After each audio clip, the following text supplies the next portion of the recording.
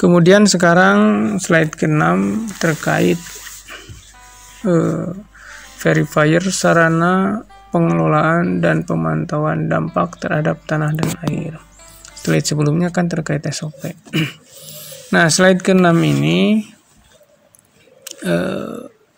mensyaratkan Perdirjen itu ada tidak sarana pengelolaan dan pemantauannya gitu kan. Kalau tadi kan ada prosedurnya, ada tidak di verifier 331 itu prosedurnya ada atau tidak gitu ya. Nah, di verifier berikutnya setelah ada prosedur maka muncul pertanyaan atau verifier, kalau ada prosedur, ada tidak sarana prasarana pengelolaannya gitu kan terkait dampak terhadap tanah dan air itu. Nah, sarana prasarana tersebut nilainya buruk gitu ya di lapangan oleh mungkin auditor dan lain-lain dinilai buruk. Jika sarana prasarana tersebut jumlah dan fungsinya tidak sesuai dengan ketentuan. Misalnya ketentuan untuk pengukuran debit air. Nah, itu sesuai apa tidak gitu ya dengan ketentuan. Ketentuan itu bisa diambil dari teori, kemudian dari aturan-aturan yang ada gitu ya. Itu namakan ketentuan. Atau dokumen perencanaan lingkungan gitu ya. Dokumen perencanaan lingkungan misalnya mensyaratkan adanya ombrometer atau alat pemantau curah hujan. Ternyata di lapangan tidak ada ombrometer, maka itu nilainya buruk.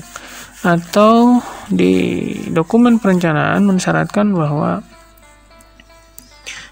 harus ada ombrometer, tetapi ombrometernya ada, dibuat, tetapi tidak berfungsi karena mungkin salah buat dan lain-lain. Kadang kan di lapangan ini alat-alat ini dibuat sendiri gitu ya.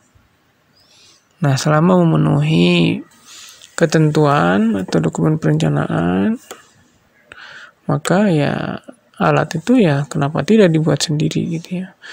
Tapi kalau tidak sesuai ketentuan maka nilainya akan buruk seperti itu ya. Nah, kemudian nilai sedang jika jumlah sarana pengelolaan dan pemantauan ini sesuai dengan ketentuan. Nah, di situ ada kata-kata AMDAL dan lain-lain, yaitu dokumen perencanaan ya, RKU dan lain-lain. Tetapi fungsinya tidak sesuai atau jumlah sarana pengelolaan pemantauan tidak sesuai, kurang dari 50%. Misalnya begini ya, di AMDAL itu misalnya katakanlah atau di dokumen perencanaan katakanlah ada 3 rencana pemantauan dampak terhadap tanah dan air. Katakan 1 pemantauan curah hujan, 2 pemantauan debit air, 3 pemantauan kualitas udara. Misalnya 3 itu gitu ya. Maka terkait sarana ini perusahaan harus memiliki 3 alat itu gitu ya. Nah, jika alatnya cuma 2, maka itu berapa persen gitu ya. Berarti kalau cuma 2 ya 60% gitu ya. Nah, dia akan nilai sedang gitu ya, 60% itu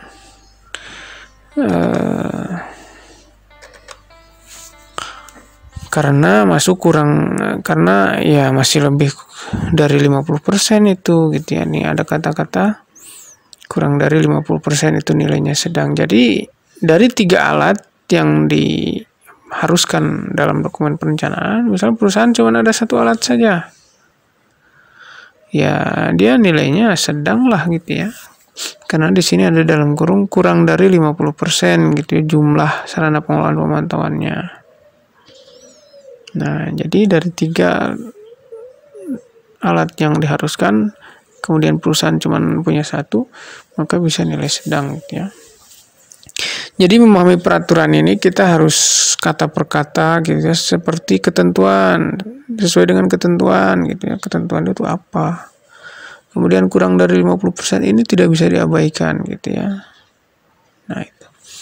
Kemudian untuk nilai baik ya jelaslah jika perencanaan 3, maka kita punya sarana pengelolaan pemantauan itu ada 3 juga gitu ya. Kemudian bisa berfungsi. Jangan salah, di lapangan itu kadang sarana